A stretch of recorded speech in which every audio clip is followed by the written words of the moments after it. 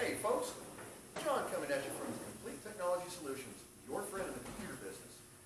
Now, have you ever had someone bring a computer to you and say, I did an upgrade myself and it doesn't work? That's what we're going to talk about today. Welcome to the Cattle Barn. All right folks, welcome back. So what we've got today is a custom-built computer. Now, the gentleman that bought it actually said he decided to put an SSD drive in it to speed it up and add some storage space. The problem that he had is once he put the SSD drive in, the DVD drive stopped reading specific sections for some weird reason, not allowing him to load device drivers. He was unable to load any device drivers for the internet. Otherwise, he could have, of course, used the Wi-Fi for the local area network to get them. However, that wasn't a possibility. So today what we're going to do is take a look at what he's got in the system, clean this system up, and we're going to take care of a few of these internet problems and then square away the drivers for him. Stay tuned. Now, I've taken the side off the computer here so that you can actually see the components that are inside the system. So as you can see, he's actually running an RX 480 video card. It looks like he's got 16 gigs of RAM in it. It is definitely an i5 processor, and it looks like we're running on an MSI Z87 gaming. Now, as you can see, it's actually a pretty good build. It's very clean. We don't have cables going anywhere. There is actually a reason for that. I built it a long time ago, but I did build it. So, as you can see, he has actually installed the SSD drive down here on the bottom, but it is loose. It hasn't even been fully installed yet. Everything else, I'm going to go ahead and blow out the system, clean it out, reseat everything just to make sure everything is functioning, and then we're going to go ahead and fire this up on the monitor and see what we're working with. We'll be right back. Alright, we're going to go ahead and boot this client up, and we're going to take a look at what we're getting right now. Alright folks, so what we've done is, now I got to admit I cheated a little on you. I went ahead and located the missing device drivers that were on this system, went ahead and loaded them and started the Windows updates. And I know that when people hear Windows updates, the first thing to do is cringe, and rightfully so, because who knows what's going to happen.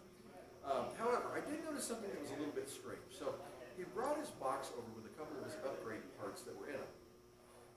And in the box, one of them was a TP-Link wireless card.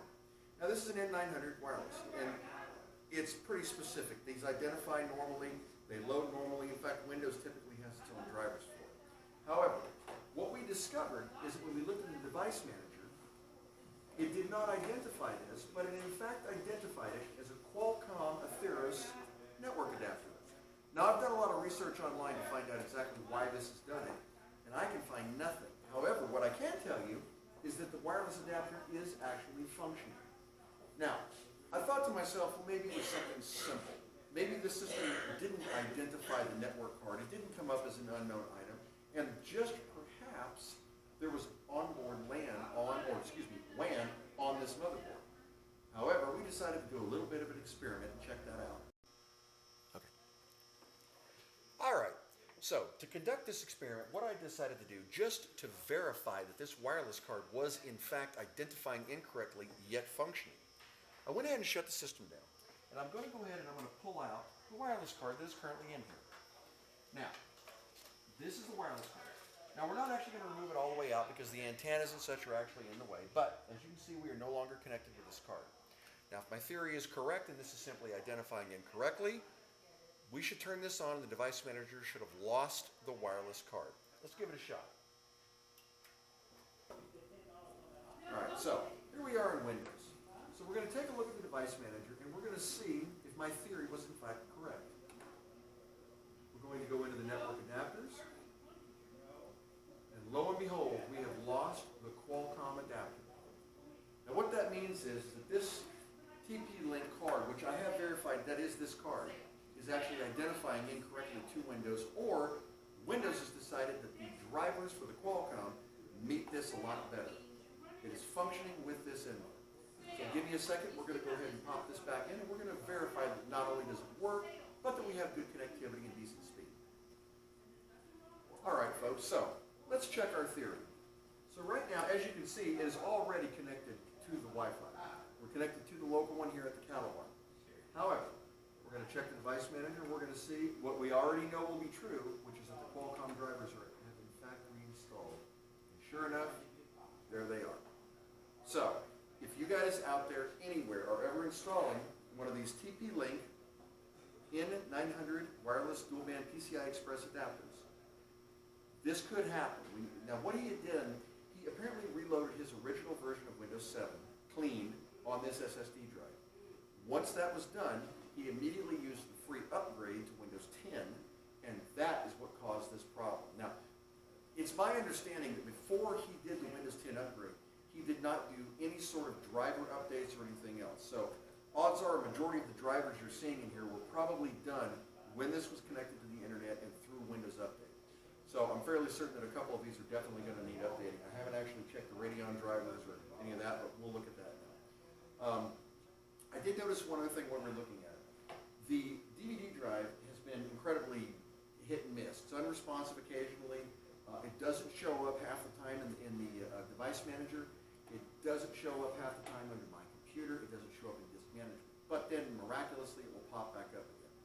Now I've gone ahead and reseeded all of the connections on this. We're going to go ahead and take a look at it and see what it's looking like now. So at this point it is actually identifying the drive. It is not, however, reading the contents of the drive. And what we know at this point is that this does have the driver disks for this TP-Link, which of course we're not going to use. So we're going to go ahead and see if this will eject the drive. And we're going to wait for it. And we're going to wait for it. And we're going to wait for it. Now, I don't know about you guys, I'm not a big person for waiting. And as you can see, the drive is clearly unresponsive. So what I'm going to do is I'm going to do a couple of more diagnostic tests on this drive before I rule it out as a dead drive. But it is not looking good for Mr. ASUS drive. As you can see up here, we've got an error occurred ejecting. This drive is probably hosed. However, we'll do a couple more tests. Now, just to verify that in fact we do have internet access, well, that popped up awfully nicely. Let's just go ahead and hit Google, something silly. There we go. So we know that that is in fact working. So I'm going to go ahead and do a couple of tests on the DVD drive, and we'll be right back with you in just a second to let you know what we found out.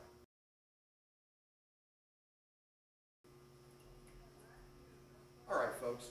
So what I want to do is, first of all, to test this, I'm going to pop into the BIOS to see if the drive is even visible. Now I did, while we were off camera, I went ahead and I reseated both the serial ATA and the power, and the serial ATA on the motherboard itself. So hopefully, this will let us take a look at what's going on. USB.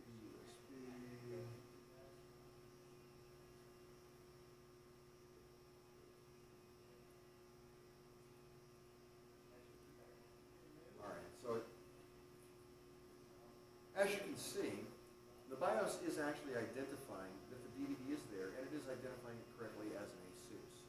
Of course, that doesn't mean it's functional. It just means it is talking back to the system at this point after reseating all of the connections. So let's see what it does in Windows now. All right, folks, so we're back into Windows. I have heard the drive actually spin up. There is still a disk in the drive. It will not eject the drive. However, it does identify it, and it says that there is a disk in it, but it will not allow you to access the contents of the drive, nor will it let you eject it with the software. You also cannot eject this manually. So what we're going to have to do is what I like to call mechanical removal of the disk, just to verify that we're not dealing with an unbalanced disk, possibly a broken disk, or maybe the drive mechanism is just hot. So we're going to give that a shot, and we'll let you know what we find. All right, so for a lot of you folks out there, you know what a mechanical adjustment is. So what we're going to do is mechanically try to release this DVD drive. Now, we have a needle, a big sword of might we're going to try to use to mechanically release this. So, if some of you don't know this, actually, on the front of any of the old CD-ROM or DVD drives, there is a small hole. Now, all you have to do is put a needle into that hole straight in, and you can actually push a pressure plate, which will release the DVD. All right, so what I've done is a mechanical release of the DVD drive. Now, one thing I noticed is as soon as I applied pressure to it, it immediately tried to reclose. I was able to catch the drive and pull out the DVD. However, the eject mechanism is still not functioning. It is jammed inside the DVD drive itself. Now, once I mechanically removed the DVD,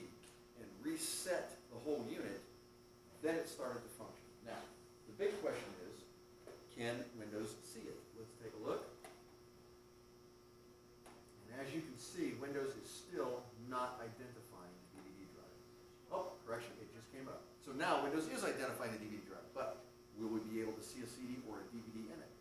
Let's take a look. Here's what I'm going to do. In order to test the functionality of this DVD drive, which we now know is identifying to the system, we're going to go ahead and use the MSI driver's disk that came with this motherboard. Now, of course, we're not going to load these drivers. These are actually considerably outdated considering where we are now. But it should give us an idea of whether or not the DVD drive is actually going to function. So, as you can see now, it does respond when you press the button. We're going to put the drive in. Now, while this is reading, there is a possibility that I will not be able to get this disk out again. No laughing if that happens, but I've actually seen these before where they'll lose velocity control sped up until the CD shatters. And I'm sure there's some of you out there that have seen that as well. It's actually pretty comical. So, all right, so the DVD is in there. It sounds as if it is speeding up. However, let's see if we're getting anything out of this. It looks like it is not reading the contents of the drive.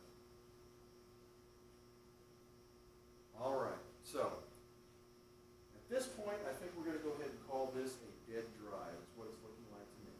It is at least responding physically, but it is not reading. So we're going to give it one last shot. And as you can see, it identified when I popped it out and dropped the screen. Let's see if it comes back.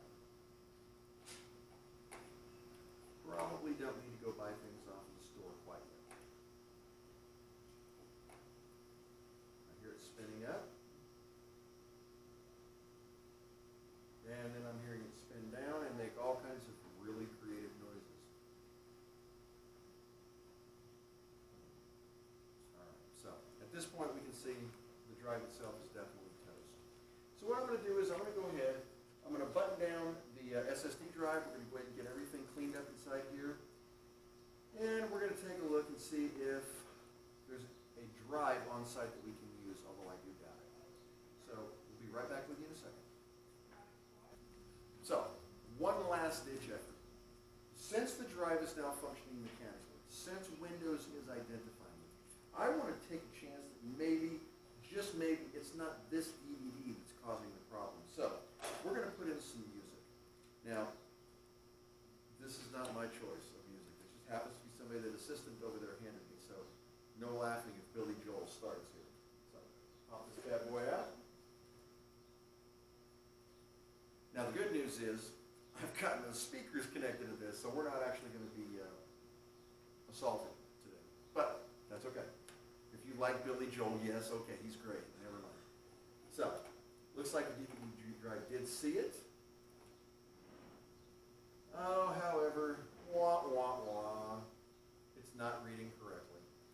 So, we know that this DVD drive is indeed hosed. We do not have another one on site, so I'm going to go ahead and let the owner know, and then we'll probably do another video later, short, condensed, real easy one, showing you how to replace the DVD drive. So hang tight, we'll get the clean up, the button up, and we'll wrap this one up. All right, folks, so we're going to go ahead and button this one up. So one other thing that he had mentioned is when he went ahead and he replaced the SATA drive, he actually had a dead drive in here. Now, he elected to leave the old dead drive in here, but he had not yet connected the original hard drive back up. So what we went ahead and did is we reconnected it up to SATA 3, so now all of the drives are connected. So, of course, the DVD drive is still defective, but it is connected.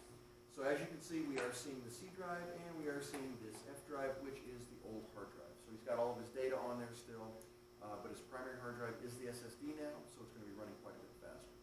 So, at this point, we are completely connected. All device drivers are loaded. The Windows updates have been completed. Most of them. Of course, there will be a few stragglers over the next day or two. You know how that goes. However, majority of them are done. We have no straggling devices, and everything does seem to be functioning at this point. So he has been told that the DVD drive is going to need to be replaced. So at some point, he will get a DVD drive. We may or may not have a video on that. That's a pretty simple swap, and you've all seen it 1,000 times, so we probably won't.